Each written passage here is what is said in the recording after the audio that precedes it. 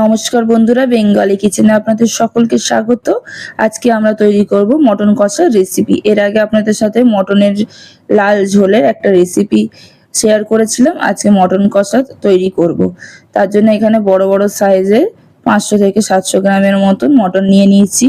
এটাকে প্রথমে ম্যারিনেশন করে নেব। এখানে দিলাম লবণ, 1 চামচ আদা রসুনের পেস্ট, 2 চামচের মতন টক দই এবং এটাকে একটু ভালো করে একটু কাশ্মীরি রেড চিলি পাউডার দিলাম কালার আসার জন্য। ভালোভাবে মাখিয়ে 1 ঘন্টার মতন রেস্টে রেখে দেব। যে যতক্ষণ সময় রাখতে পারো ততক্ষণ ভালো হবে। কিছুক্ষণ 1 ঘন্টার পর কড়াইতে তেল গরম করে নিলাম। এখানে গরম মশলা ফোড়নে দিচ্ছি, বড় এলাচ, ছোট এলাচ, লবঙ্গ, জয়ত্রী, তারপরে দালচিনি, তেজপাতা সব দিয়ে ফোড়নে দিলাম। এরপরে একটু দুটো কেটে রাখা পেঁয়াজ বড় সাইজের দিয়ে একটু ভালো করে ভেজে নেব। লাল করে একটু ভেজে নিতে হবে। একটু নুন দিচ্ছি ভাজার সময় যাতে পেঁয়াজটা তাড়াতাড়ি নরম হয়ে যায়।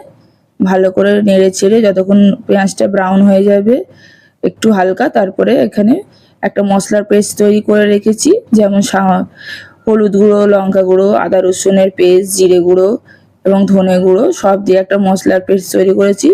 সেটা দিয়ে মশলাটা ভালো মতন কষিয়ে নেব। মশলাটা হালকা ভাজা ভাজা হয়ে গেলে এখানে ম্যারিনেট করে রাখা মটনটা দিয়ে দেব। দিয়ে ভালো মতন ঢেকে হালকা আছে কিছুক্ষণ ধরে ভালো করে কষিয়ে নিতে হবে।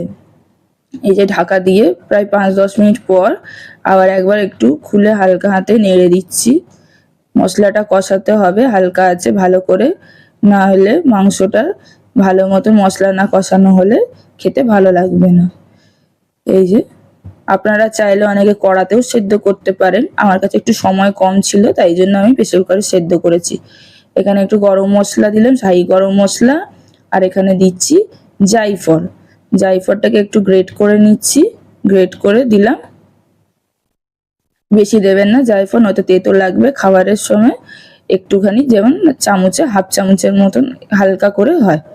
এখানে একটু জল গরম করে রেখেছিলাম, 1 কাপের মতন জল গরম করে দিলাম। যেহেতু মটন কষা করছি তাই জন্য গ্রেভিটা বেশি হবে না, হালকাই হবে। আবার কিছুক্ষণ ঢাকা দিয়ে কষিয়ে নেওয়ার পর এটাকে আমি প্রেসার কুকারে দিয়ে 3 থেকে 4টে সিটি দিয়ে দেবো। যেহেতু মাংসের পিসগুলো একটু বড় বড় তাই জন্য একটু বেশিক্ষণ ধরে সেদ্ধ করতে হবে। এটা আপনারা চাইলে কড়াতেও কিছুক্ষণ সময় নিয়ে সেদ্ধ করতে পারেন। এই যে মটন কষার রেসিপি একেবারে রেডি। আপনারাও একবার বাড়িতে ট্রাই করে দেখবেন, অবশ্যই ভালো লাগবে। ধন্যবাদ।